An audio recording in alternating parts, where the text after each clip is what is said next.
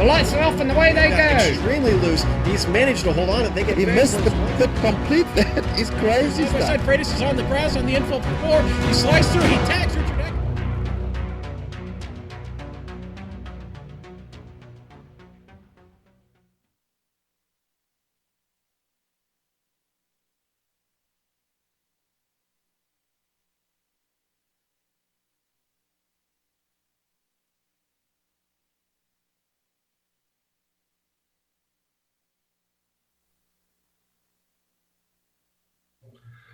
Thanks to the wonders of helium, we buoyantly glide above Henrico County, looking down at the D-shaped oval that is Richmond International Speedway, which today plays host to the We Stand United Toyota Owners 150. And all the action will be carried live as it happens here on the Global Sim Racing Channel. In just under a quarter hour, the flagman will wave the green, releasing the rolling herd of Gen 6 stock cars roaring towards the 14-degree banked one turn for the first lap of round 9 in this 39 race campaign. So hook up the big screen to display the internet feed, stir up some true to fruit flavored Virginia Dare tea, deal up a couple of kraut dogs with the fixins left over from Martinsville, and sit back and enjoy the 150 laps of simulated NASCAR excitement that will be streaming into your home. Hello everyone, and welcome to another GSRC broadcast. I'm your host, Bill Soup Zahn. Helping me call the action is our oval aficionado, Sean Ambrose. Turning the knobs and pushing the sliders is our director, Jason Fleischle. And at his disposal will be the visionary camera location provided by the renowned Dougie Beard. After 8 events, the series has seen 5 different winners so far. Jimmy Mullis, Blake Heather, Tad the Lone Granger, and Trevor Varun each have visited Victory Lane, but carpenters have been hard at work at the Mullins household, expanding the trophy case because the Mullins man, aka James Mullins, has brought home hardware 3 times. Sean, last time GSRC was at the Commonwealth of Virginia, it was at Martinsville where we witnessed a win stripped away from Jilly Mullis and awarded to James Mullins after a last lap's desperation punting. Hopefully today, Richmond will afford the same kind of excitement, sans the controversy. What's this place like? Well, Richmond will definitely bring the excitement today, Bill. 3/4 mile D-shaped oval, known as America's premier short track. It opened in 1946. Lee Petty won the first NASCAR event here in 1953. His son Richard, all-time winner here, 13 races. They reconfigured it from a half mile to 3/4 of a mile after the spring race here in 88. And just a little tidbit, Tony Stewart won his first NASCAR race here, Bill. But we'll have 4 tricky turns to get around. The trip out of 4, I think, is going to be a trick for everybody tonight. We got 14 degrees of banking on this 3/4 mile circuit, and it's going to be a good one. But hey, listen, I've talked about it enough. Let's get to the lap guide here in the GSRC Gen 6.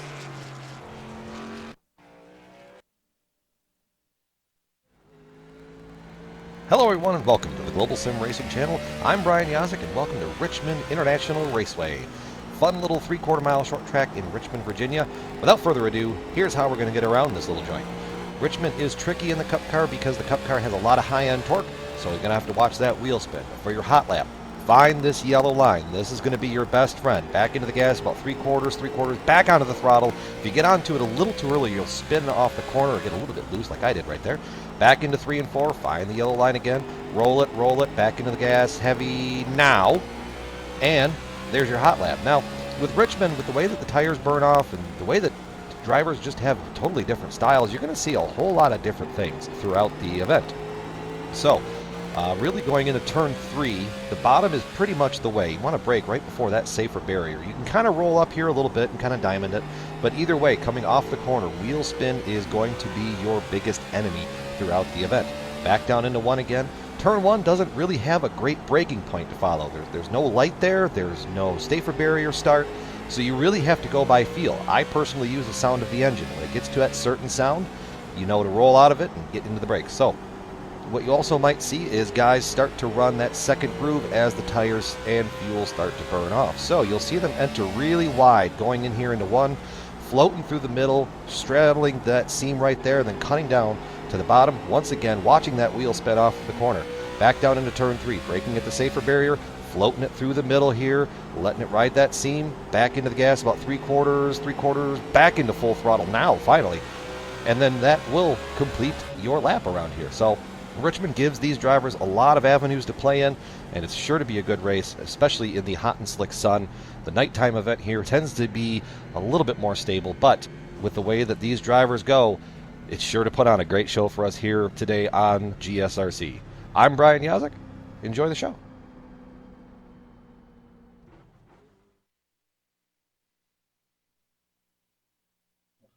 And that's how you deal with Richmond in the GSRC Gen 6 mobile.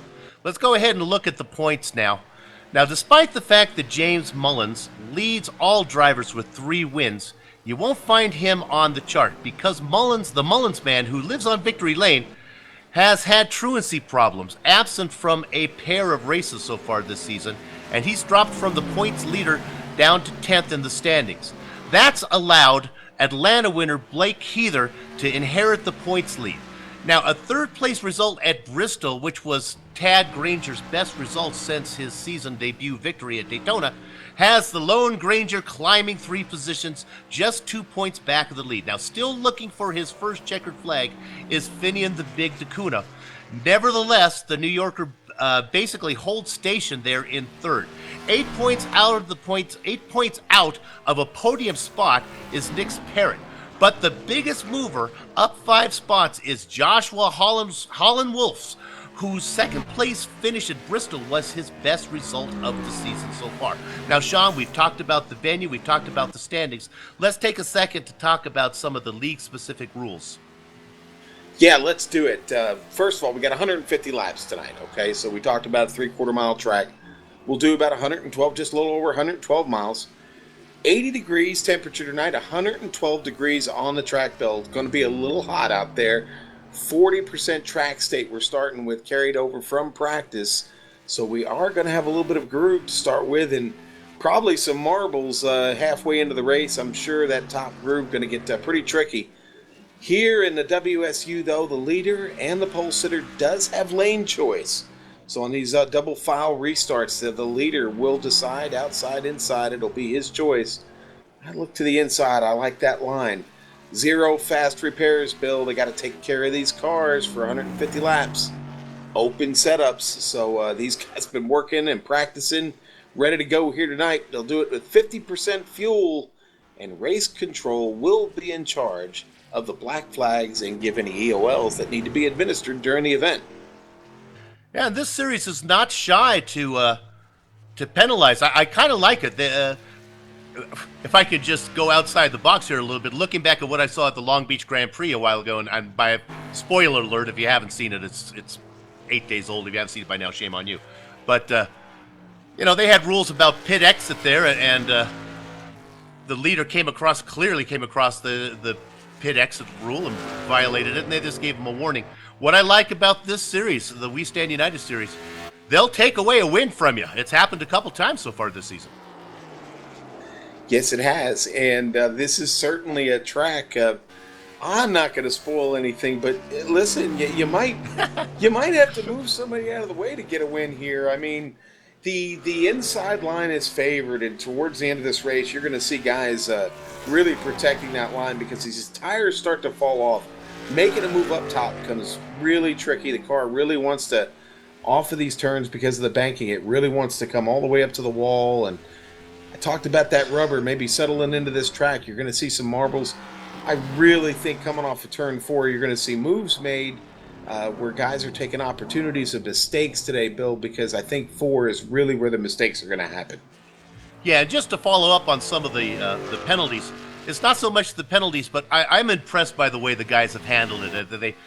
They all seem to take it with good-naturedness there, and it's all for fun. And we always say in other series it's more fun when people take it seriously, and that's certainly the case. But I got to give hats off to the guys who did receive penalties.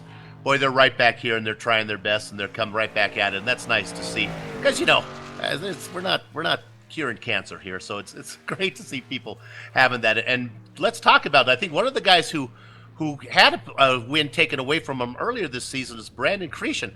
Now, Cretion, I'm looking at the qualifying times right now. He's sitting in second. He's certainly somebody to keep an eye on. Yeah, not too shabby. Cretion looking pretty good here on the board for qualifying.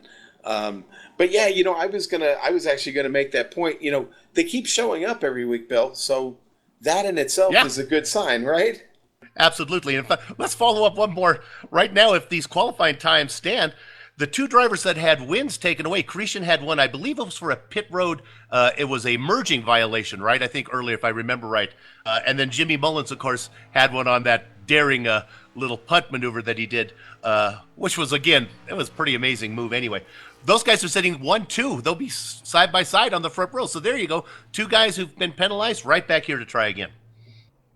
Okay, now something else to watch out for. Okay, we talked about 50% fuel, no fast repairs. Okay, the trip into the pits. Okay, you're carrying a lot of speed off the back straight here. You got to make that trip in real quick. Got to settle the car down to get in there, and it's a tricky proposition because those barrels come up really quick. The barrels at the end of pit road, Bill. That might be an issue when you've got 3 or 4 cars already trying to get in at the same time this evening. I've never called a race here before, and I didn't watch the Richmond race today. So if memory serves, though, the pit boxes are all on the same side of the track here. Am I correct on that, or does it loop all the way around? Do you know? No, that's correct. It looks like we're going to probably have about 16 cars, so everybody will be in the same spot. Yeah, that's good. We have 16 qualifying times. A few names here as we're waiting for some of the drivers who didn't post times. A couple big names back in the back. I hope they're here today. They put in practice time, so just didn't need a qualifying time. Finian DeCuna is back there, and Zach Guadet. Those are two guys you'll all see at the front, and also Nick Barrett, who's right up there running fourth in the points. Put in a practice time, but didn't get a qualifying time. And a smaller field today, Sean. Well, I think life happens, Bill, but maybe a couple guys decided this might be the week I want to take off. This is a tricky one. This little D-shaped three-quarter mile track. You really you got to be on your toes. Traffic comes up quick, and guess what comes up even quicker? The concrete. Yeah, absolutely. Absolutely. Looking through here, see a few big names that are also here. It's good to see James Mullins is back with us. The Lone Granger, Tad, is with us here today. And there's Blake Heather. So a lot of the names that we talked about in the front are going to be with us here today. Looking down there, Trevor Vavrosky is going to be here. So this is good as the drivers are having their meeting right now. Sean, what do you think here? Are tires going to be an issue for these guys? Is it pretty much rubber every time? Absolutely, Bill. Absolutely. I really think so. Especially with the temperatures we're seeing today, they'll be cooking that right rear coming out of 4. It's a long race. It's a very fast track. It's a momentum track. If you miss your marks here, you're going to cost yourself time. And if the really fast guys could get away quick if you're off your mark. And that's going to be really important. I think tires are going to be a premium today. I think every trip down pit road will be one to get tires. Now, if we get a late caution, I could see potential for 2 tires. That could happen. We just see where that caution might fall. But qualifying is in the books, and I think we're about ready to go to grid here, Bill. Yeah, and as we're just about to grid, they're going to do right now, we'll call out the grid. One thing that the smaller field will do is change the dynamic of the race. I imagine we might get some longer green flag races just with the fact that there's fewer cars on the track to bump into each other. So we see them lining up right now. We'll bring up the graphics here. We'll do this 2 at a time here, Sean. We'll do a row at a time when they bring it up. There we go. Let's talk about the front row. We talked about it already. Jimmy Mullis and Brandon Cretion is your front row. Sean? All right, row 2 is going to be Colton Davis starting in 3rd and James Mullins starting in 4th. Then your 5th and 6th spot is Tad, the Lone Granger back there, and Blake Heather, both winners already this season in row 3. And in row 4, Dakota Bowman going to start on the inside in 7th. Kenneth Reeder up on the outside starts in 8th. We get back there into the 9th position, and that's Brad Walsh, and then Caldwell Cologne back there. All right, then on to row 6. Robert Cartwright starting 11th tonight. Trevor Varumvorowski starting 12th. The 7th row is made up by Ryan Irby on the inside and Alex Skinner on the outside. That's a familiar name. Is that a name I know from the bootleg series, Sean, or am I wrong on that one? No, not a bootleg guy. Not a bootlegger. Okay, let's move on to the next guy. All right, then we'll go to row 8. That's going to be Mike Manley starting 15th. On the outside, Matthew Cisna 16th. And then the guys, and I hope they have grid, and sure enough, they are out there, back there in the 17th and 18th spot. Keep an eye on Zach Wadet driving it looks like he's in that M&M's machine. He's going to be very fast, and outside of him is Nick Parrott, and that sets up the final couple spots. All right, now we do have Finian. Yeah, Finian DeCuna going to start, looks to be 19th, not seeing Dawson Brock on the track yet. And if they get going here and he doesn't get started, then he will be the only car not to start. We'll start 19 strong, Bill. I would like 19. That's an unlucky number. We got to go with 18 or 20. That doesn't sit well with me. Okay, they're rolling around here. Let's go ahead and take a peek at some of these guys and what they're driving today. Jimmy Mullis in the Advocare car, that blue and white machine up front. Next to him, now I've shown the Miller. Oh, look at that. A nice Miller Lite, the number 3. Brandon Cretion. That's a pretty car, Sean. Yes, sir, it is. That's a great throwback. I'm always a fan of the Snickers machine. Ryan Irby in the number 60. No, I'm sorry, that's not Ryan Irby. I'm trying to remember who that was. Alex Skinner in the number 20 Snickers machine. Sorry about that, folks. Yeah, Alex, always making me hungry every time I see that car on the screen, Bill. Speaking of hungry, the number 12 machine of Colton Davis driving the Cane's Chicken Fingers. Oh, that sounds good. Put a little chicken fingers together with some Miller Lite. You're good to go. What's kicking? Want some chicken? That's right. That's their slogan. We don't think we have them out in California here. That must be a Texas thing. Yeah, we got them here, buddy, all over the place, just about on every corner. Well, let's see if we can get a long green flag run in here to start this thing off. Maybe get a set of green flag pit stops to get in under the belt here first. 19 cars taking the green. The lights are off. The pace car, it dips in. Chug-a-lug, makes you want to holler, Heidi-ho. There's the green flag, and they're off and away. The Miller Lights car on the outside of Brandon Cretion fighting for that first spot. We're going to see which line is the favorite position. Looks like that inside position may be the way to go. Jilly Mullis takes the lead. Little momentum from Cretion on the outside, not giving up the ghost as he's hanging on the outside in that 3 machine. But what that's doing is letting Colton Davis take a peek inside. Now they get into single file, and they're going to go 1, 2, 3, Mullis, Cretion, and Davis. Zach Gaudet picking up several spots on the start. Already finds himself up in 12th place. Zach off to a great start, charging already, working on Robert Cartwright. Got a slow car just to the inside of them. Looks like that may be Cordell Colon. Back on the power, but a little bit slow. Cartwright catching him. Here comes Gaudet.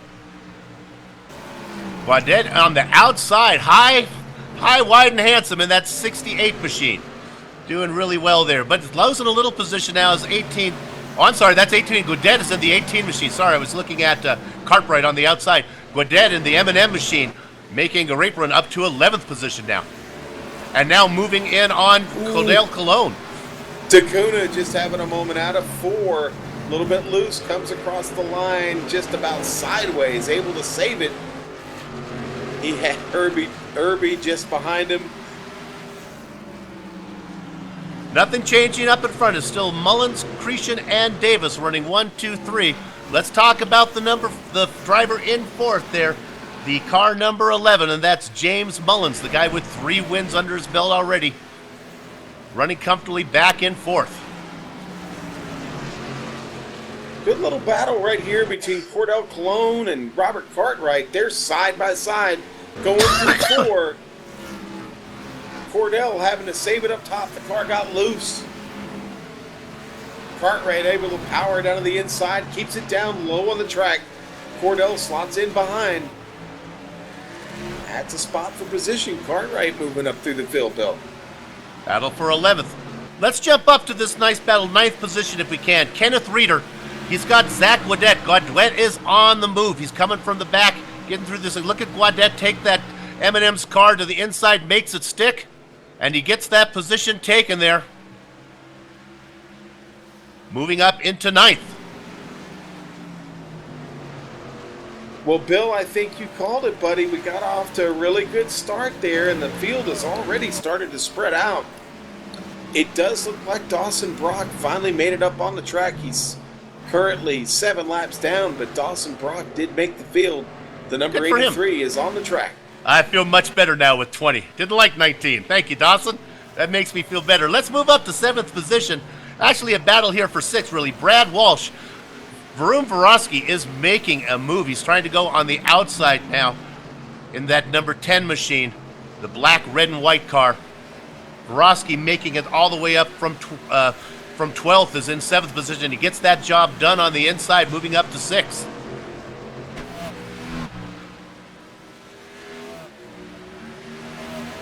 And right behind them now is Tad Granger running in 8th, but the guy on the move, Zach Gaudet, in that 18 M&M's machine, kind of doing the Kyle Busch tribute there, I guess. Yeah, and he had quite a run right there and had to get out of it, had to get on the binders a little bit to avoid hitting Granger. Good move. He's all over Granger right now as they head across the start-finish line, looking up top. The 18, he's favoring that middle line right now. Maybe trying to take care of the tires just a little bit. Really don't want to make those things angry too soon. We've only run 11 laps, Bill. Oh, I love that close camera angle there, Dougie Beard. Makes you feel like you're sitting in the stands. Going on board now with Granger. We're going to be able to look ahead of the guys ahead of him. He's going to be looking up at, he's going to be looking ahead there at Brad Walsh. Ooh, Vorosky having trouble hanging onto the car. You can see Vorosky on the outside there. He almost lost it, Bill, and that's where he's at right now, stuck up top. You can probably imagine Granger spotter saying, outside, outside, outside. Oh, man, Vorosky right up on the bumper of the 88. Ooh, pressing the issue, almost contact with Granger. I'm sorry, with Gaudet. Oh, look at that. There you go, and you can, oh, and the 8 machine gets a little bit loose, and that's going to let Brad Walsh stick to the outside. Walsh really putting up a fight, and now Gaudet in the 18 ducks underneath, but he loses momentum, gives it back to Walsh on the outside, who's fighting hard. Meanwhile, the number 8 machine, Granger, was able to get by all those guys and is leading the way in 6th position. The battle still goes on behind him, Sean. This is great. Gaudet and Walsh are really fighting. Walsh is not giving up top. But now, oh man, Gaudet got a little bit of help down below there from Vorosky. And it looks like Brad Walsh is going to settle in and just give it up and ride right now. Man, they were fighting hard for about 4 or 5 laps there, Bill. And again, it's about preservation, man. You gotta settle down a little bit here at some point and start taking care of the tires. It's a long race. That was some good racing, and I think that was a result of some cars having bad qualifying with Gaudet back there and really shouldn't have been back that far. Gaudet Yeah, and Granger door to door. A little bit of contact already. Trading paint at Richmond. the action you're seeing on the screen right now is the place to be looking. There's really not much going on up front. Oh, he turned him. He got it back. Look at that. Gaudet and the 18 machine was able to hang on to it. Woo! And Granger rolls out of the throttle, gets a little bit of the wall on the right side. No damage really, just a little scuff maybe, and able to get that car under power, but lost 2 positions doing it. Meanwhile, what I was saying, we can stay on that battle, but meanwhile up front, nothing's changed. It's still Mullis, Cretion, Davis, and Mullins running 1, 2, 3, 4. That's the way they've been for 19 laps. Cretion not letting him get away though, man. Cretion's hungry. He'd love to get himself a win. Of course, we talked about the trouble he had earlier this season. He would love a little redemption here at Richmond.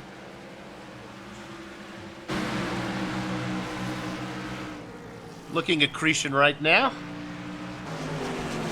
we really kind of have a 4-car battle up front that we talked about: Mullins, Cretion, Davis, and Mullins. And then the 4 cars that we've been walking in the back there, racing for, I think that's 6th position. The guys we haven't talked much about is Heather is running in 5th spot all by himself.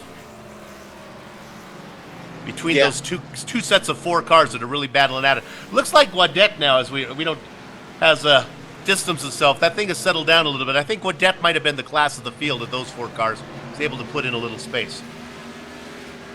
Yeah, now you've got Heather starting to catch the back of the field, actually. Heather's going to have a little bit of traffic to get around.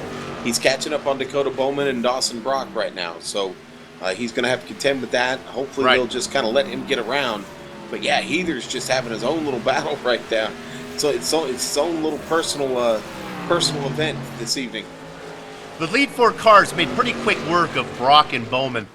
So now Heather's their next on the list. But those guys up front, maybe we can go to them, and pretty soon they're going to be running down some traffic. Mullis is going to have a 3-car battle. Maybe we can take a look at this. Let's look at 16th position. Right now it's Cordell Cologne. He's in a battle back there with 16 with Mike Manley and Matthew Cessna. Now those guys are having a nice battle, but it won't be long between those 3 cars are going to be joined by the leaders. You know, I've been checking back and forth with Cordell this evening.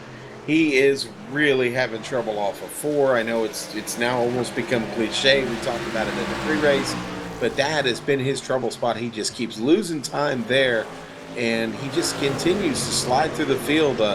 Probably not a favorite track of his right now, Bill. Yeah, you can see Manley likes that inside lane, but Cordell slowed him up a little bit, and that's going to give Cessna a chance to dive to the inside. Let's see if he can make that number 16 car stick on the inside. There's another Miller Light Machine out there today, and yeah, he gets that position done. Moves up to 17. That puts Mike Manley first to be lapped, because here comes Jimmy Mullis, not far behind now. Not far behind at all. It's a lot of traffic up there, and he's got an angry horde right behind him. Now this is interesting. You know, viewers have to remember that Cologne and Cessna and Manley, just behind Mullins. Almost with a little bit of trouble, he makes contact, and Colton Davis has to get off the throttle, almost loses it when he rolls out. Now we can go to replay if we can get that one. We'll see if we can find really it. Close. Look at that.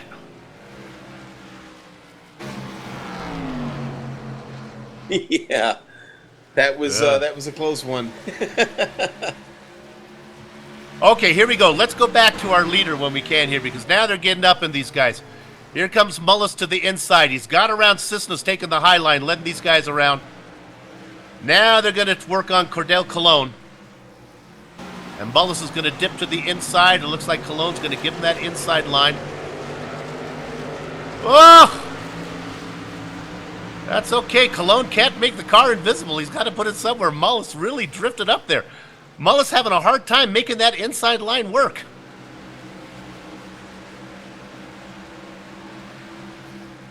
And now he gets it done. Now here comes Cretion underneath. I feel you. I feel you, Cordell. You gotta race the car somewhere. You gotta keep racing. That's exactly it. You gotta keep racing. At some point, you gotta take your eyes off the mirror and just run your line, man.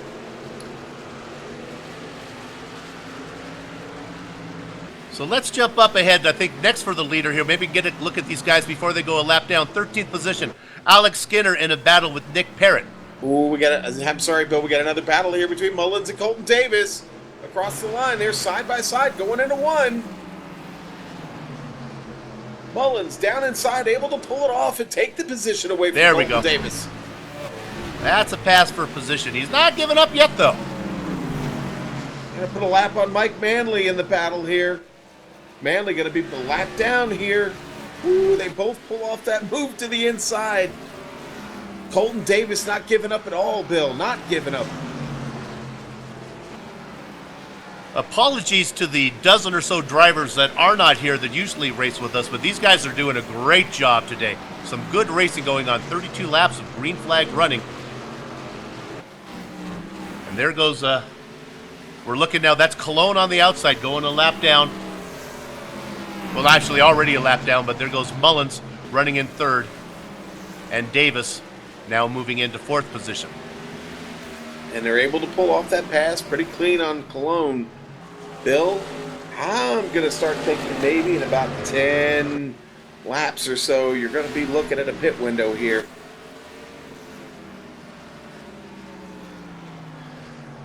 What's happening? Let's go up to the front. I think we might have a Cretion making a look here on Mullis. Giving him a little hard time running back there in second in that Miller Lite machine. Yes, sir. The Advocare, number 34, Jimmy Mullis, might be in just a little bit of trouble. Here comes Brandon Cretion. Talked about him being hungry for a win. Well, Sean, we talked about these cars being open setups, so you really don't know. Your car, one car may be good early on, and one car may be good later on. And what I think right now is Cretion's car is really running well. Well, I'll tell you who else is running well, Bill, and that's James Mullins. Mullins is really tracking well. That car seems to be really favoring the longer run. Colton Davis right there with him. Those two have been neck and neck for quite some time. Those cars really settled in here once we got to about 20 laps on the car, and they've just been gone ever since. Well, I think that's one of the things that might be in the mind of Brandon Cretion right now. If he is faster, he says, "I can't." It's now he gets a great run off of 2 there. I thought he was going to get him on the back straight. Cretion's probably saying, "Jimmy, I can't wait behind here too long because the Mullins man is coming."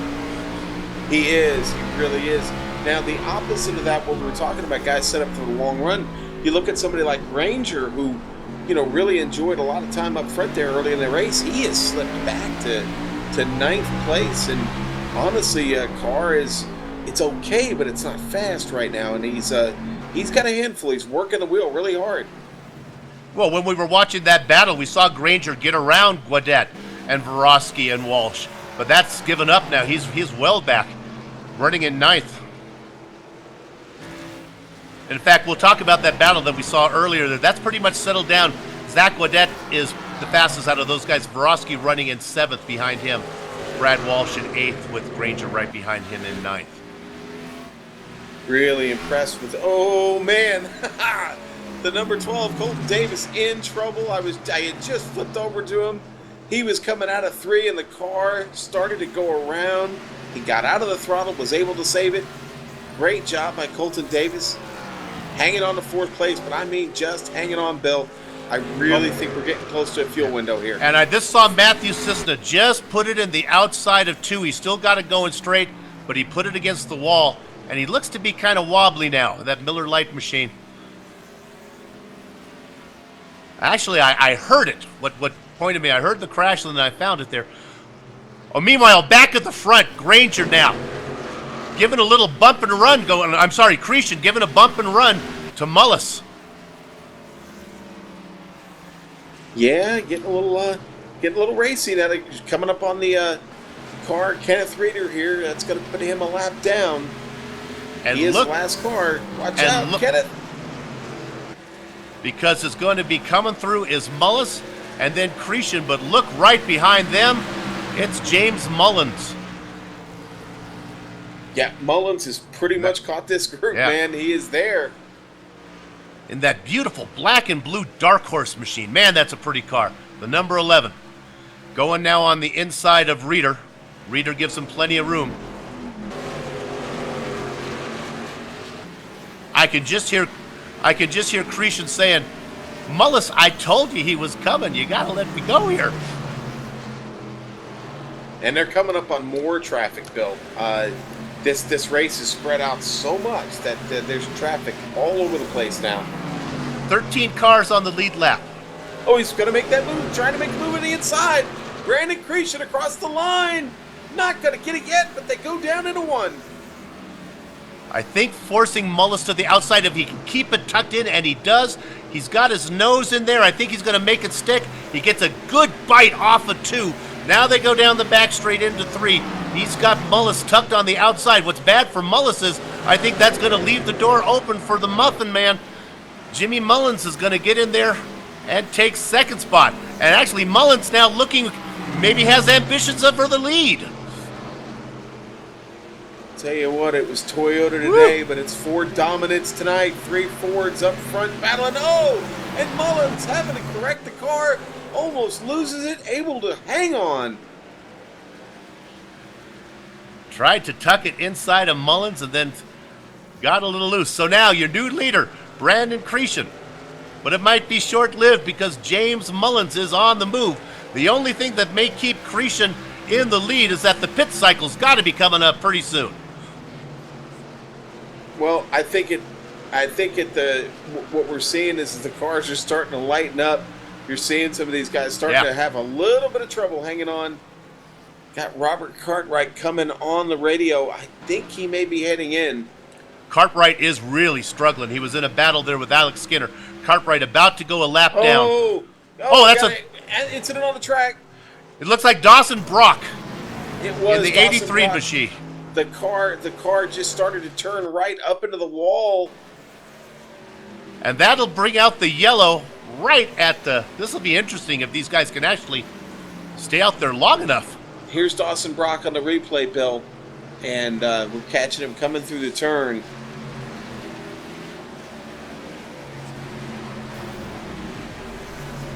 Looked like an old tank slapper there, and man, comes down across the track, hits hard inside. That very well could end Dawson Brock's night, which was already off to a slow start from getting in late. And they're coming in now. And I imagine everybody's going to be coming in.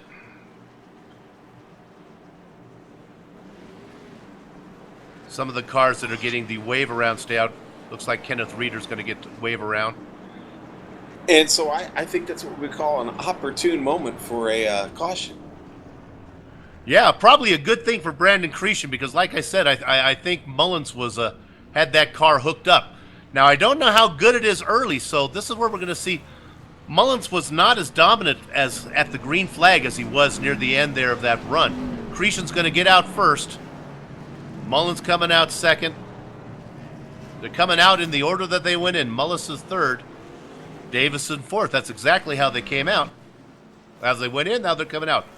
But here's big news. Zach Wadet is going to be, I see him in, let's see, scoring him in sixth right now, but I think it's going to be fifth, really.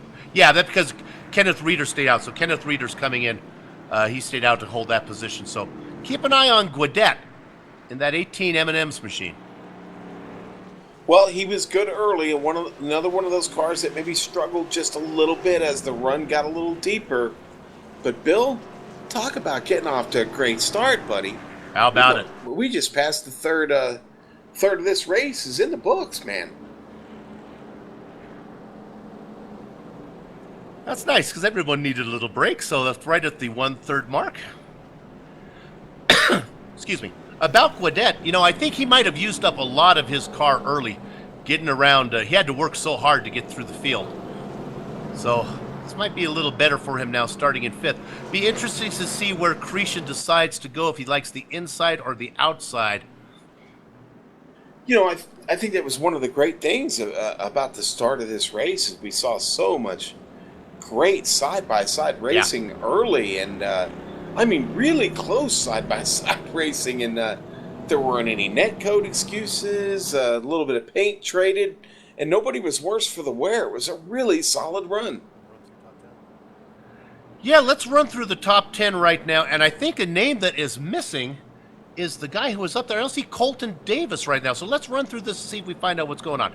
Our leaders so far, top 10, we have Brandon Cretion out in front, James Mullins in second. Now behind them, it's Jimmy Mullis in third, and that has moved Zach Gaudet, who I thought came out of the pits in fifth, up into fourth place, outside of row 2. Trevor Varun-Varosky in fifth position, Tad, the Lone Granger, back there in sixth. Look at this, Sean. Finian DeCuna all the way up to seventh. Nick Parrott, who also started in the back, in eighth. Rounding out the top 10, Brad Walsh and Alex Skinner. But Sean, what happened to Colton? Not sure, really. I'm wondering if maybe he got slowed down by a penalty. Too hot on. I don't know. Currently in 13th. Now I'm watching him. He's getting to. It's like he's getting the wave around here. Looks like they're going to let it. He wants to tuck back in where he's. I want to be in 5th position. No, That's we're where getting ready. So we're going here. All And right. the green flag is out. Davis, a little bit of confusion. Vorosky gives Davis a little bump saying, hey, man, that's my spot. But I guess they got it settled out now as they go 2 by 2 by 2. The first 6 cars side by side. Jimmy Mullins took that inside position. It looks like he's going to make that work. Trying to keep an eye on the whole field here. Everybody in pretty good shape as they all come across the start-finish line. That lap is in the books, Bill. Cretion, we see a spinner in the back there. It was Colton Davis got a little bit loose and got into Vorosky. They had trouble, Sean, before it went green, and then they had trouble at the green. Looks like everyone's still going. Vorosky has dropped back a few positions, settling in 6th. Davis, or in 8th, Davis up to 6th. Meanwhile, up in front is a sharp battle going on. Cretion has managed to get in front of Mullis now in 2nd, and Mullins has dropped down to 3rd. Man, they're battling everywhere right now. This was a great restart. Robert Cartwright was in the middle of the track, got passed by Alex Skinner and Blake Heather, both of them on, they just went right around him. Him stuck in the middle, and just behind the 59, Dakota Bowman back on track, having a little bit of trouble. That car almost lost it. He's able to hang on. Still battling up front, though, Bill. Yeah, let's take a second to kind of run through the field, show you what's going on. You have your 3 cars up in front. They look like they've settled in there. Cretion, Mullis, and Mullins running 1, 2, 3. And Sean, we talked about Mullins' car may not be that great early. We'll see what happens later. Meanwhile, as we're talking about going through the field, we can do this if Mullis will behave and stay back in 2nd place. Drop back a little bit. We talked about this guy being really good early. The 88 MS machine, Zach Wadet, running in 4th. And then you get back to this mess, this gaggle full of cars back here. 5th position, Finian DeCuna, Colton Davis, Tad Granger, Trevor Vorosky, Brad Walsh, all round out your top 10, all the way back to Alex Skinner.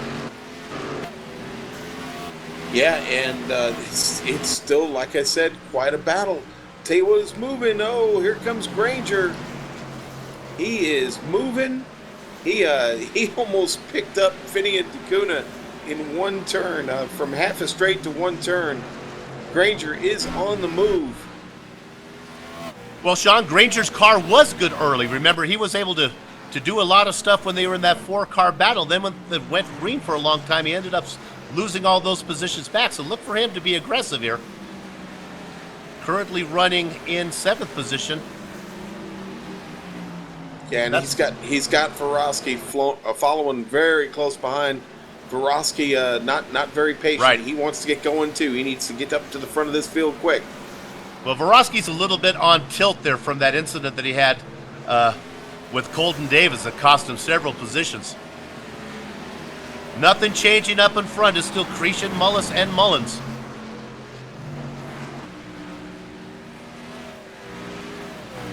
Looking now at that Granger battle. You can really tell they worked on these setups quite a bit, Bill.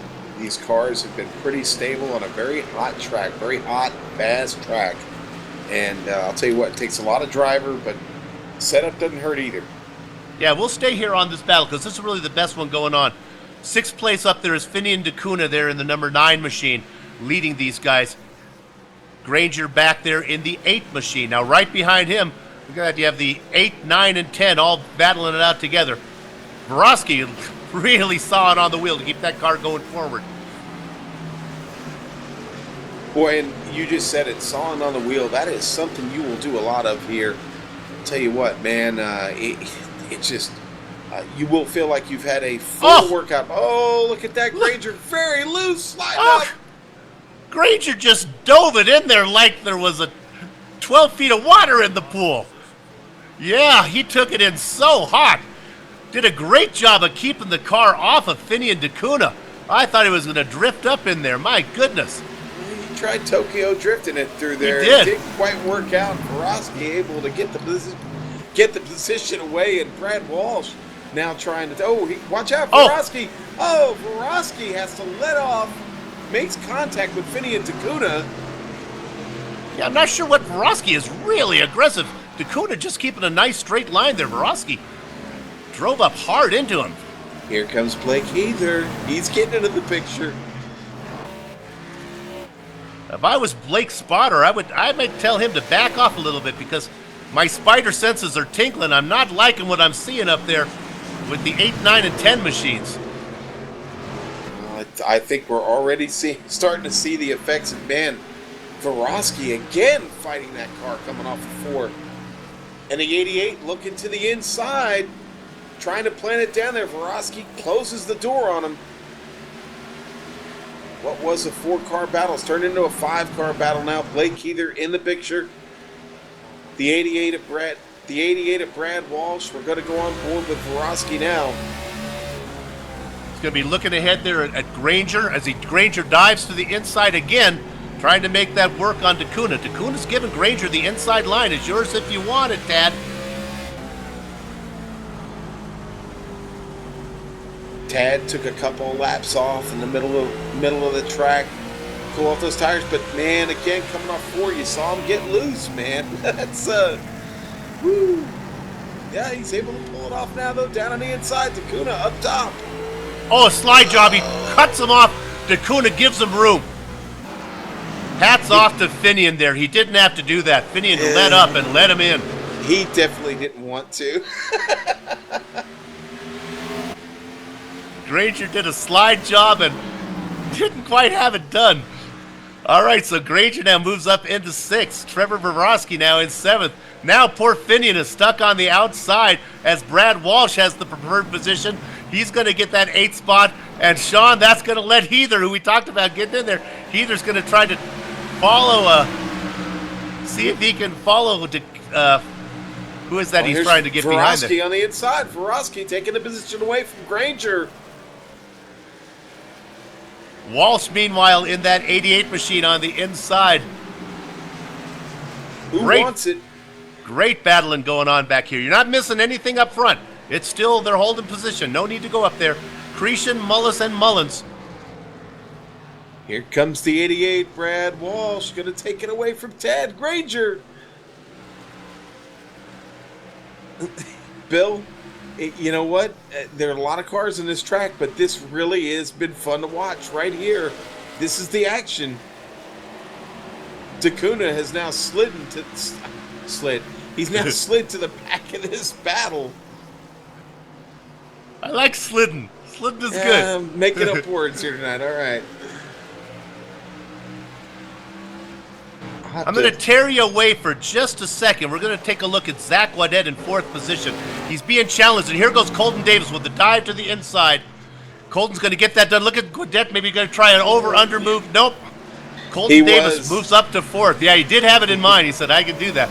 He did, but Davis saw that coming, and he said, no, sir, there'll be none of that. Close the door. Yeah, Davis with the same type of move that Granger made back there on Takuna.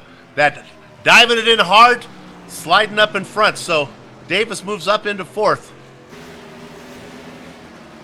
As they get by the number 60 of Ryan Irby.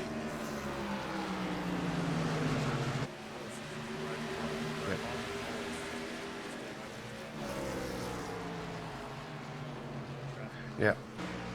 Let's go up to your leader here. Cretion has just got around some of these back markers, Cisna and Cologne. Now Mullins is up in 2nd position. I believe Mullins was actually running in 3rd. I think he had just made that pass. I think he got around Mullins. I wrote it in my notes, but I can't tell the difference of my handwriting between Mullins and Mullins, so you guys watching at home, rewind and let me know. Let's just assume that I'm right on that. Mullins 3 wide, coming out of 2. Oh, no. Yeah, oh no is right. I'm sorry, Bill. That was Jimmy Mullis.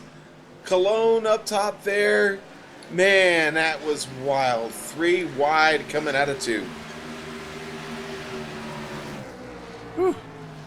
They got all that lap cars. The leaders have gone around. Now, what that does, Cretion's got about a 1.5 second lead back to Mullins. I think Mullins will be able to run him down because we know Mullins is going to be fast.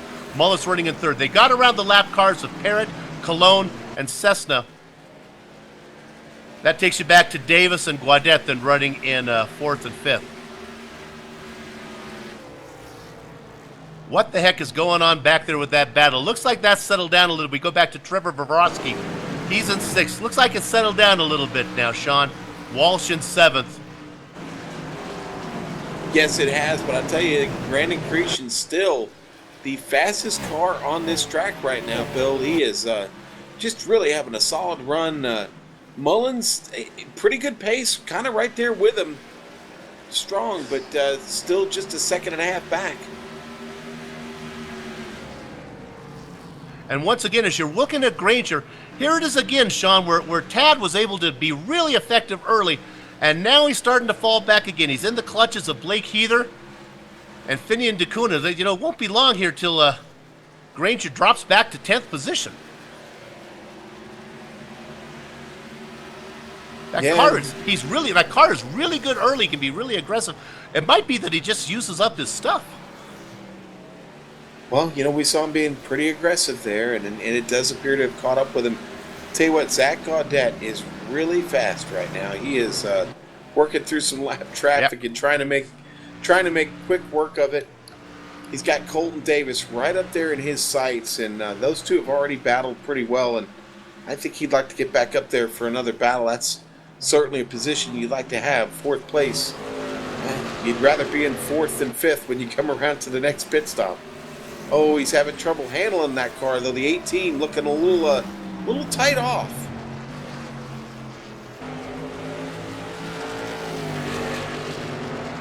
Take a look at him here for a lap or so, but I did see that car start to bite. Again, it looked like he was just a bit tight. Again, with the open set, you never know quite what they're working with, Bill.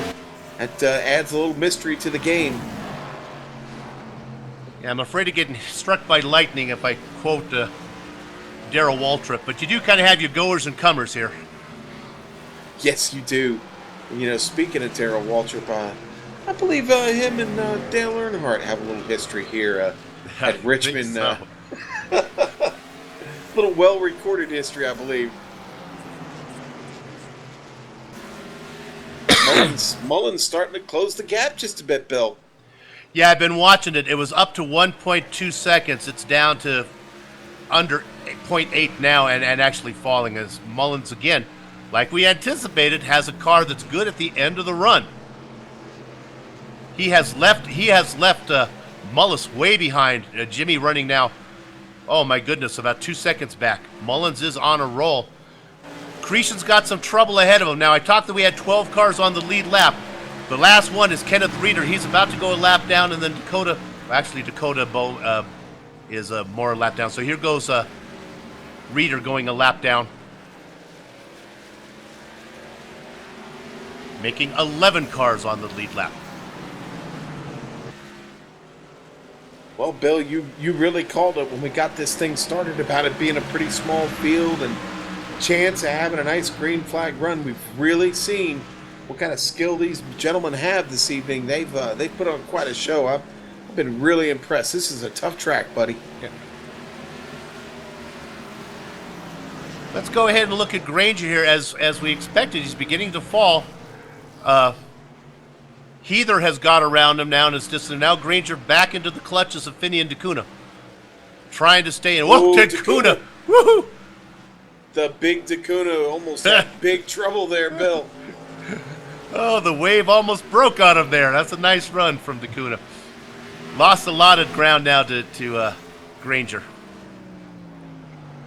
Yeah, the mistakes can be costly here, man. They really will cost you time. You saw how quickly Granger got away. All that work DeCuna had done to catch up to him. He's got to get back on it, get back up on the wheel, get those elbows up, like DW says, and get after him. It's about a 16-second interval between. Granger in Granger. the wall.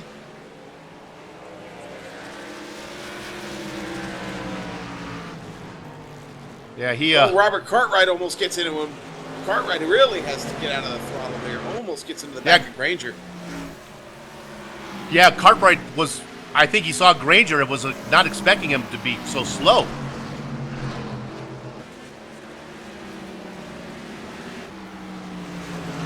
Back up at the front, yeah. See, Cretion, Mullins is right there. He's ran him down. It's about a half second now. Let's see who's next on the hit list. It's going to be a while before there's any traffic, so these guys are going to have a nice little clean battle here between your leaders.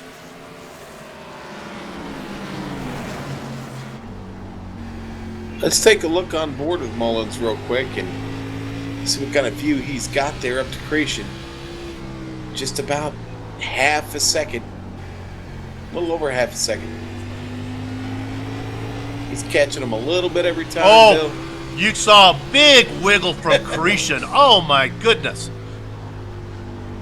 You could see that out of the windscreen of Mullins there. My gosh, Cretion did a great job of saving that one. Again, we're at lap 95. This is where these cars really get hard to handle. Yeah, and you know, that mistake was worth about 0.3 of a second, Bill. But yeah, they're screaming for tires again. The cars are starting to get light, 50% fuel load.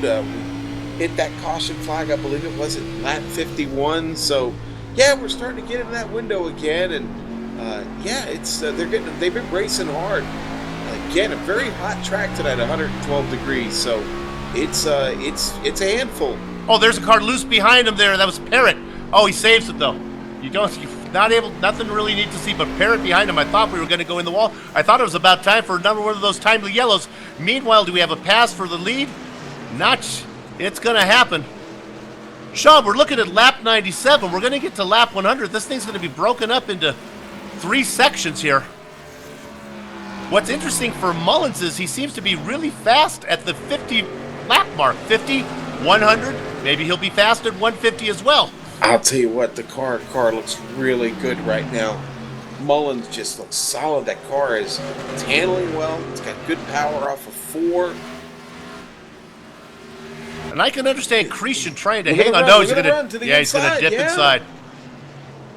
Cretion on the outside with a little momentum. Let's see. No, look at the bite. Look at the bite that Mullins gets off the inside of 2. My goodness. He's finding incredible grip down there right now. He's going to do it again off of turn 4. Not all the way off the bottom. He does let it set. Oh, and trouble behind him. Cretion having trouble, and look how much time that cost Cretion. That's the second wiggle he's had in the last 2 or 3 laps. He's Alex Skinner coming in, making the call. Jimmy Mullins is coming in. Here we go, Bill. The dominoes are starting to fall. Lap 100. Look at Cretion really try to... Boy, he got as far as he could. He almost tried to pass Mullins in the pit entrance there. Skinner almost getting the getting the barrels on his way in. Okay, Zach Waddett has decided to stay out. He was running in 5th position. He's going to stay out, get a bonus point for leading. We'll keep an eye now on Mullins and Cretion. Oh, I bet you Cretion would really like to get out early here. I might almost short field. Unless they think, well, they're at 50. I guess you can't short field. You want to go be able to get the distance. Granger's still on track. Blake Heather and Granger's still out there, Bill. And sure enough, Mullins came in first and he got out first. Cretion in second. I'm hearing some contact going on behind, but I guess everybody's okay. Granger's in.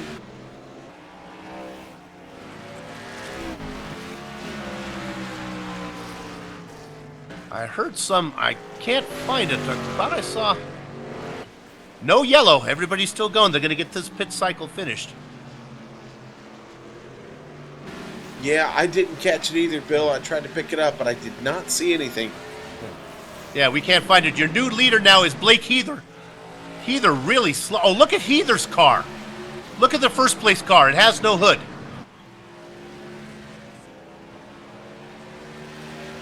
All right, Heather's in. Looking at Heather. See if I can figure out what happened. You know, Bill, I don't know if anything happened. I'm wondering if maybe we're... Well, he had it. I see it. You know what? It blinks away from me. I found it. I don't know if he had a hood, and then he blinks away, and he doesn't have a hood. Yeah.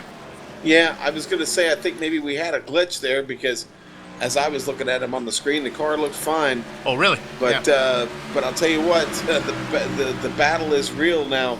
Jet's going to cycle. James Mullins is now your new leader, Bill. Right, and let's go to Mullins right now because what he's got behind him is Cretion, but we know the Cretion's car might be a little better early on. So let's watch if Cretion can get that number 3 tucked down inside of the number 11 machine of Mullins. They've got DeCuna ahead of them, and Heather. Those guys are running 9th and 10th. That's for position. Both those cars have pitted. Traffic all over the place, Bill. That's the 50 car of Cordell Cologne, and then oh my goodness, that's the 62 car of Mike Manley trying to get out of the way. In fact, he brings it into the pits. Yeah, Manley just coming in for his first pit stop, Bill. Manley, Ryan Irby, Nick Parrott. And the caution flag comes out. Could it be Heather? Oh, it was Robert Cartwright. Robert Cartwright coming off a 2. Gets loose in a self-spin. We'll go to the replay and check it out. But that was the number 68 of Robert Cartwright. He was coming off a turn 2. And the car broke loose on him.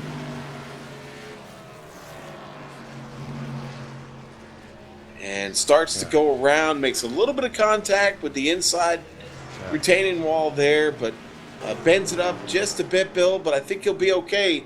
But that was just enough to bring out the caution, and that caught guys like Ryan Irby and Nick Parrott, Mike Manley, I believe, another one of those in the pit when that caution flag came out. And honestly, that's not the worst thing to happen for Cartwright because he had not made his second pit stop yet, so he still had to do one. So he's going to get to do his pit stop under yellow. All right, Bremen, and here they come. Mullins coming in. They're going down pit row. We'll see if they get out the same order they come in. Mullins, Cretion, and Mullis. Well, you top off here, and I don't know if you take tires, but you definitely go ahead and top that thing off.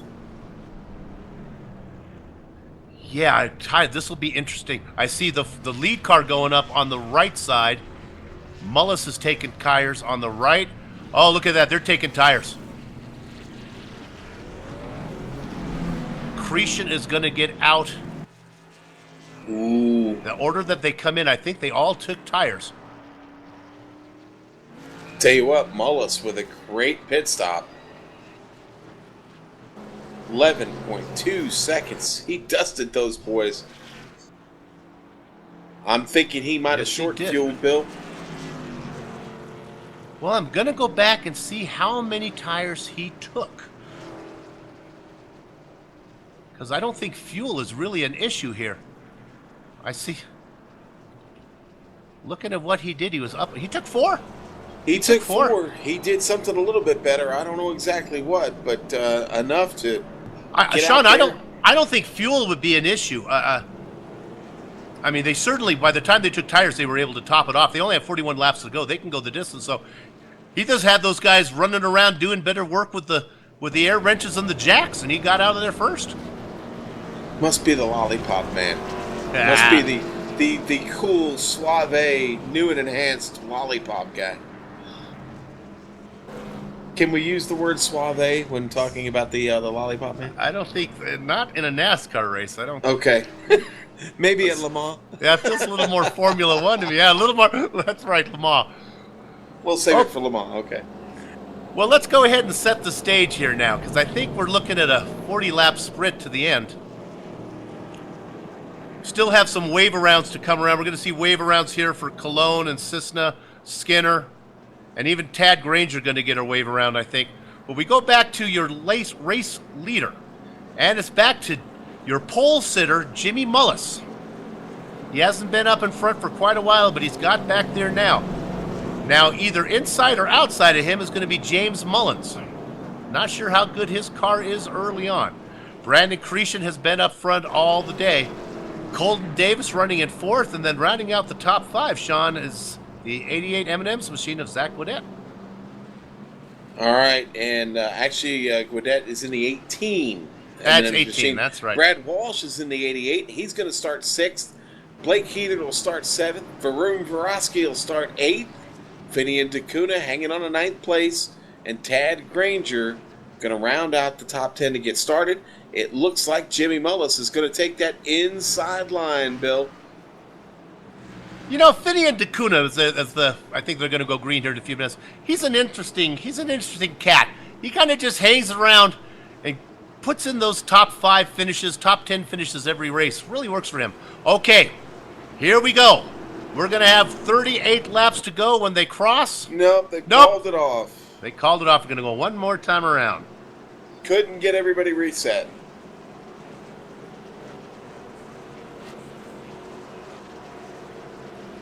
Yeah, we're thinking there was some weight leave arounds there that tried to get those guys all the way around, give them a fair shot.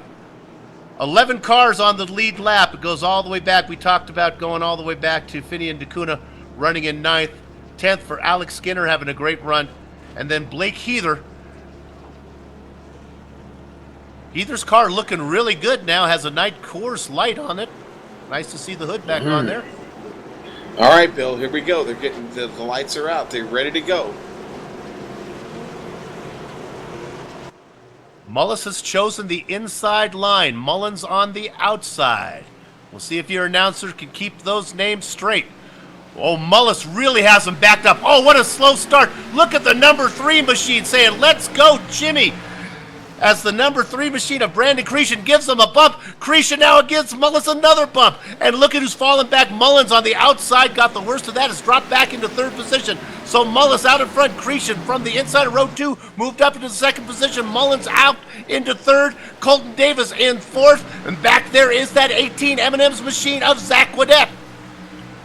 3 wide, heading into 1 here. In the back, oh, Robert Cartwright all the way up to the wall, has to get out of it. Here comes Ted Granger in number 8, makes a little bit of contact with the 5. Nick Parrott in the way. Granger has to give up 3 wide just behind Granger. Oh, and Vorosky right there. Blake Heather also there. They're watching all that just in front of him, trying to get back up to up in this front, field. we have a car spinning. Granger has lost it, but he saved it. He turned it around, and he put it in the wall. It was Cretion. From the 2nd position, that'll bring out the yellow. Boy, he was fighting it for a long time, and then Cretion, he just couldn't keep it. Oh, man. Tough break for Cretion. Looked like just a little bit of contact maybe there, Bill. Or maybe not. That seemed like maybe that might be our first instance of net code. I'm not sure, Bill, but it does look like the car broke left strangely without any assistance.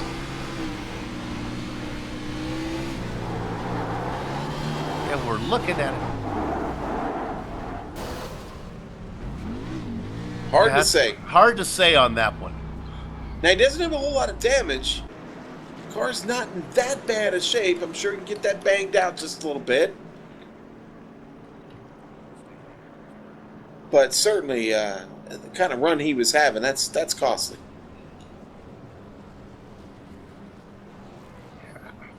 Really too bad.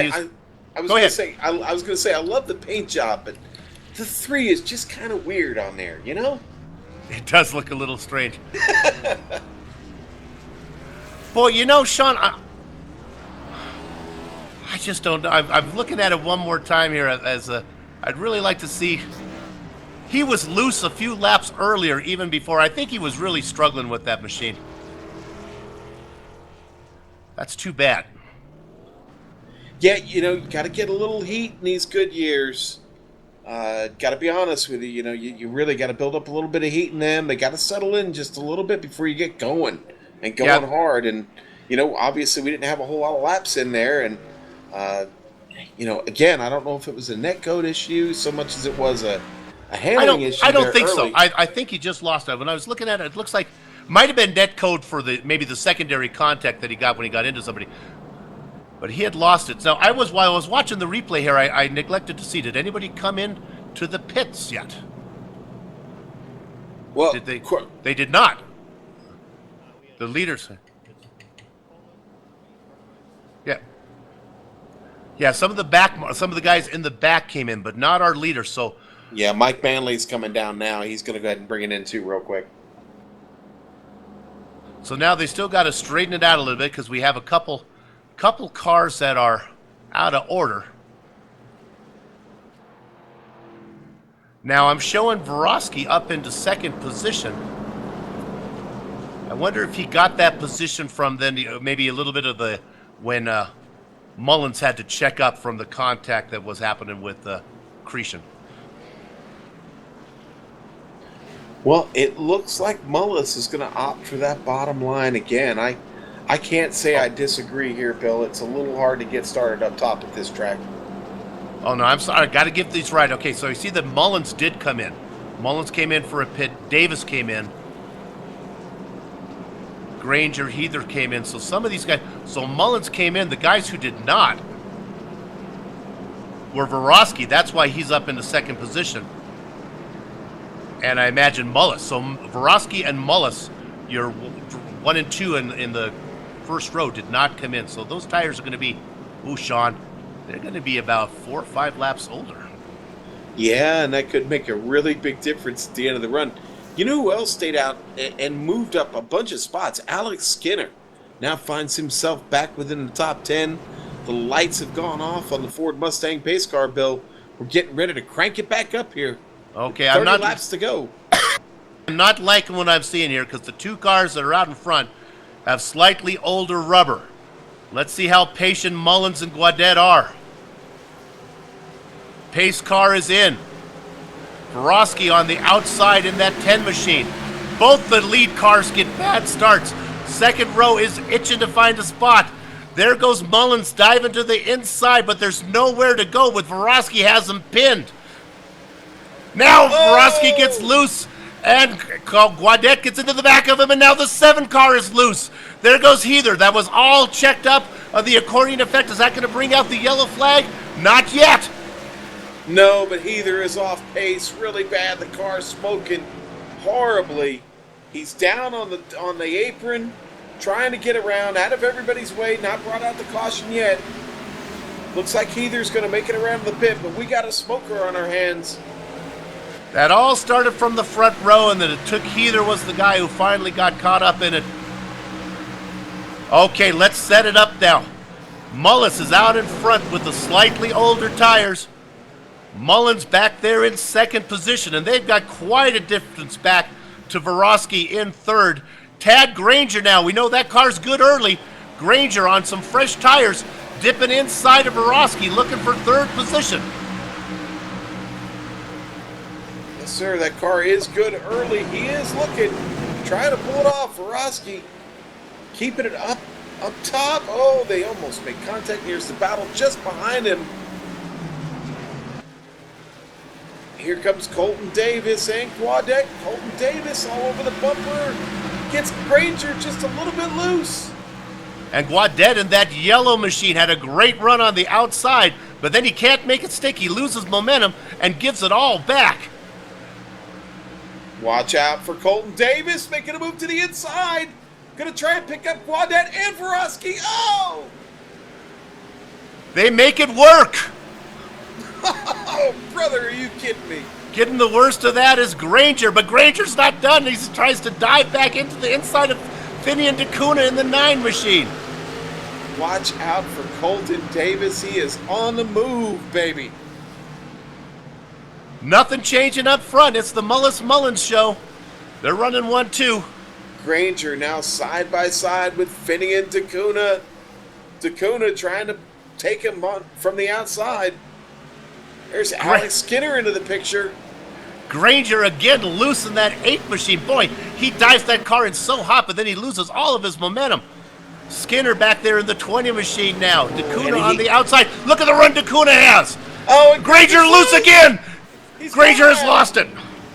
And He got into DeCuna. I don't think it hurt him too much. Bill, it all started on the apron out of the turn. Granger got a wheel down. I saw the car. I was on him. That's where it started. He was never able to really get a good handle off the turn, and that led to that. He's pretty upset with himself right now. He was digging hard, man. You can see it on the replay there, that 8 machine. Just got loose, and he tried to save it, and then Came around on him. And everybody behind him does a really good job of avoiding that. But He might be back. I don't think we can count him out yet. I'm not sure how much damage he Here we got go. there. They're coming in, Bill. They're all coming in. I think it's 4 tires. The carnival's coming to town, baby. So here's the order they're coming in. It's Mullins, Borowski, and Irby. I'm sorry, Davis. No fuel. We're just taking tires. Yeah, I don't want that extra weight.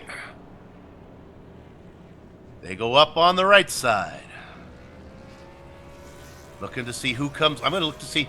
They go up on the left side, and there goes, look at that. Not this time. James Mullis is out first. I'm sorry, Mullins. I meant to say Mullins. Yeah, James Mullins out first is right. Really good pit stop. Now, did he only take 2? No, he took 4. I went back He to check. did? He took 4. Okay. Again, only 10:55 on the pit stop. Mullis with a 12:90. So, man, it just doesn't add up. No. Well, we talk about it all the time on GSRC broadcasts that the randomness that iRacing allegedly puts into the pit stops, that you don't really know what you're going to get. I mean, Mullins and Mullis, they came in identical times. They parked it in the stall at the same time. It looked like they both parked it clean. Okay. Well, we're going to have about 18 laps to go. Mullins and Mullis. It'll be interesting to see where Mullins goes, if he takes the inside or the outside. I don't see how you don't start on the inside here, honestly. The racing gods are fickle and cruel, because look who they put together here with 18 laps to go. It's Mullins and Mullis, the same 2 guys we saw here in the Commonwealth of Virginia a few races back. It was Martinsville. Gave us one of the most exciting finishes you'd want to see. Yes, indeed, they did. It did not end up well for all parties involved, unfortunately. Maybe Mullins is saying, Jimmy, why don't you go in front this time? Because I know what happens if you're behind me. Well, I kid. And before I want to say, I don't want to interrupt, but I want to get this. Those guys are the best sports you'd want to meet. It was all good-natured ribbing after the race. Yeah, and they both took it very professionally. But we can't talk about what happened today. We choose not to because we don't want to spoil anything for anybody. You have whet my appetite, though. Yes. I think I'm gonna put Game of Thrones on hold and go to the NASCAR race. Yeah, let's just say you might want to go watch the last 3 laps of today's race. So. And that doesn't spoil a thing. But the lights are out, and it does look like Mullins has chosen the inside line, Bill. Well, if I've learned anything from watching Game of Thrones, is that the night is dark and full of terrors. We're not at night right now, but I think this is just as scary. 12 cars on the lead lap, and your winner could come from any one of them. Pace car is in. Keep an eye on that dark machine out in front, the number 11. He controls the pace. He's decided to take the inside, and that's James Mullins. Look at the run that Mullis gets on the outside as they go into one side by side. Borowski in the 10 machine looks for a place to go, can't do it. Looks like Mullins is going to get the lead position locked up. Mullis is going to drop into second. Borowski on the inside. Contact with Colton Davis in the 12 machine. That's my dark horse, Bill. Here comes Colton Davis. Watch out. He is really pressing right now. Davis trying to turn in, but there just wasn't room. Borowski had that inside line. Now he's on the outside there with the 18 machine of Wadette. Wadette turning up the wick, putting the pressure on. Another one of those cars that's good early in the run. Meanwhile, James Mullins has put the towels in the luggage and is trying for an early checkout here. He's trying to get away from Mullis. Mullis says not so fast as Mullis tries to hang on. Varvosky in third position, and then Davis diving that machine in behind him in fourth. Well, I'm not going to make much secret about it, but I wouldn't mind seeing the black and purple in victory lane this evening. Mullins got a little bit of work left to do. Mullis not giving up yet.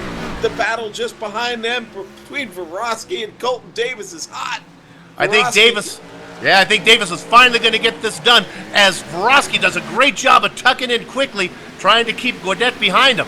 So your new place driver is Sean's pick, Colton Davis.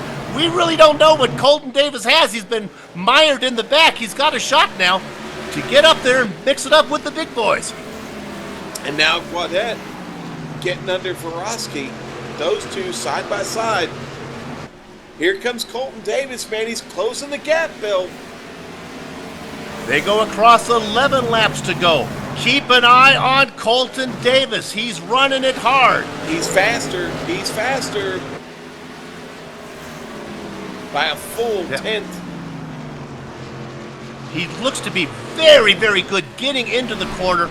If he can get up to those guys, he's got the kind of car setup that's going to make it easy to pass. Meanwhile, up in front, Mullins is not able to get away from Mullis. And if those two guys start to mix it up, that's just going to let Davis get into the hunt. Mullis right behind Mullins right now. Looking to the inside. Mullis gets a little bit loose. He's going to lose momentum. That's going to give Mullins a chance to pull away. They cross the start-finish line, and now there are 9 laps to go. He got that wheel on the apron. Still a good battle back here. Gaudet still battling with Varvosky. Varvosky sawing at the wheel back there in 5th position. Gaudet up to 4th now. Ooh, Colton Davis to the bumper of Jimmy Mullis. Almost makes contact with him. Davis has caught him. Mullis lost a lot of momentum there and falling back into the clutches of Colton Davis. Again, Mullis loose again. That's going to open up the door on the outside, but he can't make it done. Granger gets that injured machine out of the way. I hear some more banging there, I think, Colton but they're Davis still okay. to the inside. Colton Davis to the inside. Oh, they're going to make contact. Oh, and he pulls it off. Colton Davis up to 2nd place, heading down the backstretch. That's what Davis needed to do. If he had a chance to get there, he had to make short work of Mullis, because there's only 6 laps to go as they cross the start-finish line right now.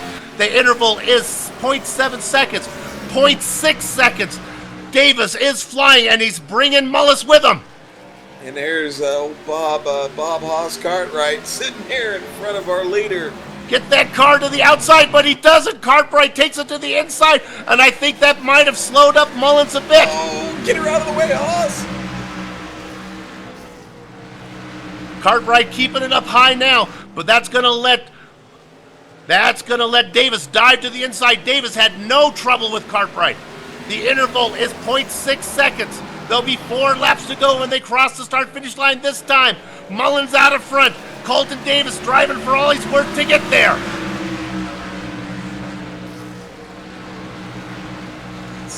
He's just a little bit faster. Bill has got a chance.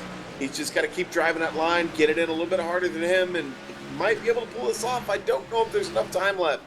Oh, I think the only thing that's going to stop Colton Davis from winning is he's going to run out of time. Mullins still keeping that interval managed at 0.6 of a second. Davis loves to bring that car in deep. Meanwhile, any mistake from Mullins is going to open up the door for Davis. The interval remains at under 0.7 of a second. Mullins sees him. He's driving with his eyes in, looking ahead and looking behind as they cross right now. There's 2 to go. No traffic ahead for Mullins. He's got a clear racetrack ahead of him. Davis now trying to get there. Starting to be pressured now a little bit. Mullins starting to get back in. Has ideas of maybe getting second. As they cross now, Sean, this will be the white flag.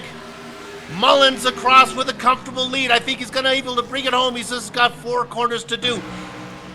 Davis looking comfortable in 2nd position. I don't think anybody's going to get there. Mullis running in 3rd. Gaudet and Varvosky has sorted it out in the back for 4th and 5th. Coming across, winning his 4th race of the season. It's the Mullins man, James Mullins. 2nd place goes to Colton Davis. Mullis gets third. Wadet in fourth. Vorosky in fifth. Skinner. Walsh in seventh. Hey, Mike Manley in eighth. Finian Takuna comes across the line, Sideways. spinning. Did he get 10th position for Finian? Did he get there? Let's see. I'm showing 8th. Yep.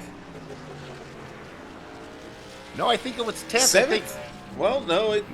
Boy, it keeps changing on me. Yeah, I'm looking at iRacing scoring. It looks like it's Manley in 7th, Cologne in 8th, and like we talked about, Finian Davis at least getting that top 10. Oh my goodness, had we finish under green.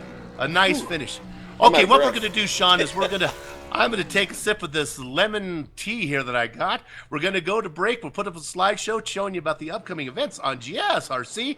We'll come back. We'll run down the entire field, do post-race interviews, and closing credits. Be back in just a few.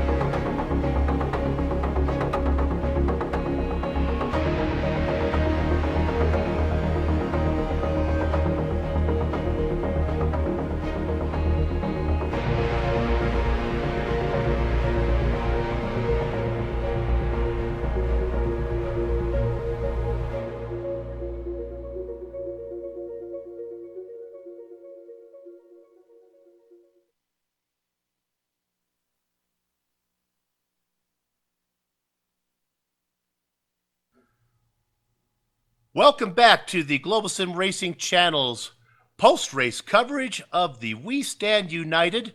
This was the Toyota Owner 150, the 9th race in the 39 race campaign, and it was an exciting one. And once again, your winner is James Mullins as he finishes under the checkered flag for the 4th time this season. He outdueled Colton Davis and Jimmy Mullis for the podium spots. Zach Wadet was never able to quite get up and battle with the leaders, finishing 4th. Trevor Vorosky had a great run in 5th. Alex Skinner follows Vorosky. In 6th, 7th position went to Brad Walsh. In the snowman spot, it's Mike Manley. Cordell Colon in the 9th position, and rounding out the top 10 is Finian the Big Dacuna. Sean? All right, so the top 10 all finish on the lead lap, Bill. That gets us down to 11th place. Ryan Irby, 11th tonight. Dakota Bowman, who got off to a slow start, manages to finish 12th. Tad Granger, tough break there at the end for him. 13th place. Robert Cartwright had seemed to have trouble all night, but still salvages a 14th place finish. Matthew Cisna, a couple laps down there, 15th. Nick Parrott will be 16th tonight. Brandon Cretion, man, that's a tough one. That's a tough one to take there, man. 17th place for him tonight after running up front. A lot of laps up there. Blake Heather, another guy with a tough break tonight, 18th place. Kenneth Reeder, 19th. And rounding out the top 20, that's going to be Dawson Brock. And I believe that was it. That's that nice even number we talked about there, Bill. 20 is good. And one of the beauties of this series is there are no dropped races that some sim racing series have. This one, if you have a bad race, man, it hurts you. So Cretion, Trill's trying to have to come back after that. And Heather, again, our points leader, finishing down there in 18th position. Fortunately for him, the field was small, so 18 not as bad as it could have been. It could have been like 38th. Let's go ahead now and do some interviews here. Do I see? I was looking. I thought we had. There he is. James Mullins, the Mullins man, lives in Victory Lane, and he knows it so well. His 4th time here. James, congratulations on another victory. Thanks, man. I appreciate it, guys. We talked about it during the broadcast that the racing gods are a little fickle sometimes and evil almost as they put you and Jimmy Mullis back together again. I thought we might be looking at a little more Virginia payback there from Martinsville, but boy, Davis really had something for you at the end. Yeah, I mean, I've struggled all race long on the short run. I mean, it took 40, 45 laps for me to come in, but when I started coming in, I reeled them guys in and passed them. So them last couple of short runs kind of hurt me a little bit. Yeah, Sean and I noticed that you were really good at lap like 45 to 50, really good at laps 95 to 100, which was working out well for you, but then those yellow flags didn't give you that long run that you needed. Do you make any changes to the car? Are you able to do that for like to help you that you know it's going to be a short setup, or pretty much you race what you got? Yeah, well, I mean, I started to race out. The first run, I was really loose. I mean, I went up probably 4 clicks on my right rear offset and 2 down on my left rear offset. And that second run, I was a little bit more snug, but it felt a little bit better. And I made a little bit of change on that last pit stop we had, tightened it up a little bit. No fuel. I think you need to take the boys who are changing the tires and putting it up on the jack out for beers, because they got you out in front there on that last stop. How do you do that? Oh, man, I don't know how iRacing does it. I always said they just put your damn number in the hat and pick out what you're going to have in pit stops, because it don't matter how I get a pit stall. I get a crappy one or a good one. That's right, because it's exactly the opposite of what happened to you on the pit stop before. You got beat out of the pit, so it surely does make it exciting. Well, let me ask you this before we go. I know you've missed a couple races. Do you think you're going to be able to race enough to be a legitimate threat for the championship? Yeah, I didn't get a race last week. Our internet provider had a fire or something like that, and I didn't get a race last week. But, yeah, I mean, I think I'm still pretty high in the points, so I think I'll be all right. Well, congratulations. Oh, I got to get you. I don't think I've asked you this question yet. I need to know your favorite racing movie. Favorite racing movie? It has to be Days of Thunder, I guess. Days of Thunder is really making a run high in the polls. Okay. Thank you. There you have your race winner today, James Mullins. Sean, who do you got? Bill, I've caught up with the third place finisher this evening, Jimmy Mullis, who had quite a battle on his hands. started on the pole this evening, finishes here on the podium in third. Jimmy, what a night for that Ford machine. Yeah, we ran really good in the first run there. I mean, I felt like I had the car to beat the way it was running. But once we got towards the end of the run, they finally got to me. And then after that, after the stop, I got the wall, and the car was just super loose, and I couldn't get the rotation through the center that I was really wanting. And from then on, I just struggled the rest of the race to get the car to handle. Yeah, and I'll tell you what, this is certainly a track you want a car that handles well. We noticed it was pretty slick out there tonight. Very hot track, and tires. They obviously, with the rate you guys kept coming in there at the end with the caution flags, obviously a premium, weren't they? Oh, they were definitely needed as much as possible. I got lucky that I was actually able to keep them decent that little 4 to 5 lap run, because I tried to fake them into the pits, and then they ended up going in, and I stayed out like an idiot, but was able to hold James off. Yellow came out, and then I think that was the stop that he got that really good stop on me, and it was pretty much done from there. Right, and I'll tell you what, man. We're not going to get a chance to talk to him, but Colton Davis really had a pretty decent run up through the field. I know he qualified third, but he'd gotten himself shuffled back, was able to pick up quite a spots. I don't believe he's hooked up with a team or anything. Not bad considering you guys are running open setups. A little bit of work he had to do to get ready for this thing. Oh, yeah. I used to actually be teammates with him. He drives for me, but he don't get what I'm running because, we're not officially teammates. But he's definitely a big talent, even outside of this league, so I'm glad to see him run good. Well, it was a good one tonight. The green flag runs in this race were great.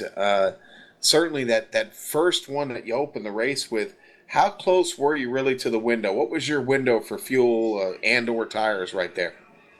The longest I was planning to run was about 50 laps, but what I was really planning to do was go 50 and then go 102 and go to the end from there to try and get a little bit of shorter run on that last run, but yellow started flying. So you literally were about to come in when that yellow flag came out. I was getting ready. Yeah, we were debating. I really knew you all were in that window, and we were talking about it right there, and then the caution flag comes out. I'm like, wow. That could have been a bad moment for a lot of you had you come in right there. Yeah, you never know really what would have happened, but it probably wouldn't have went the best, I guess you could say. So, well, hey, thanks for putting on a great show for us, and we look forward to seeing you at Talladega. That's going to be a great one. Can't wait to call that one here on the Global Sim Racing channel, Bill. How do you feel about Talladega, Jim? Oh, circuit plate racing is probably my favorite thing on here. So I'm excited to get to Dega, especially since it'll be fixed setup, so everybody will be even.